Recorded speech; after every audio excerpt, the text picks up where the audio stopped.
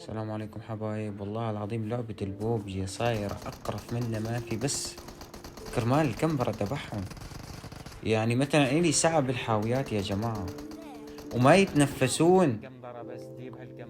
تمام، أنا بشي هيك بفرقني بجسمي أنا إذا ما رجعت وأخذت بالثار.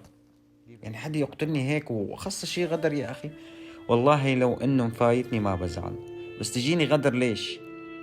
كما تدين دودان، الغدر بالغدر. فشو بدكم بالحكي؟ فشيت قلبي بهالسكينة، هذا أخص الشي هذا. وفي موضوع تاني يا زلمة، ليك النوك قبل الفينش. طيب أنا نوكت صاحبك عفته يا زلمة. طل بدي يفنشني، بس ربك حميد ما غدر. ليك أوسخ لاعب بمر علي بالتاريخ. طيب راس لراس. طيب ليش عم تنهزم؟ ماني مدمجك ولا أنك مدمجني؟ فايت فايت. لففني عمارة سكول الله وكيلكم وأنا أركض وراه. ليش هاللعب؟ من شو خايف؟ خلص فايتوا. شو عم تلعبوا على شرفكن؟ هو والله أعلم شو علمه، شو بيكون جنسيته هذا.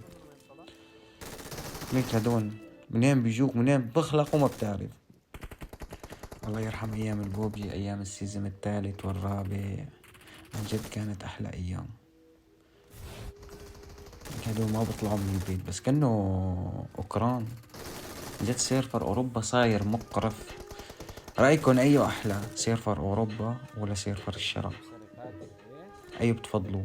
أنا مني بفضل سيرفر الشرق عن جد. أوروبا بحس فيه كمبرة كتير يعني. هيك هلا شوف آخر لاعب صاحبه نكا طلع وما إجا لعنده. خليك مقطوع خليك. لا تنسونا من اللايك والمتابعة، ولا تقصروا معنا حبايب، عم نحاول نجيب لكم شي حلو ونضيف.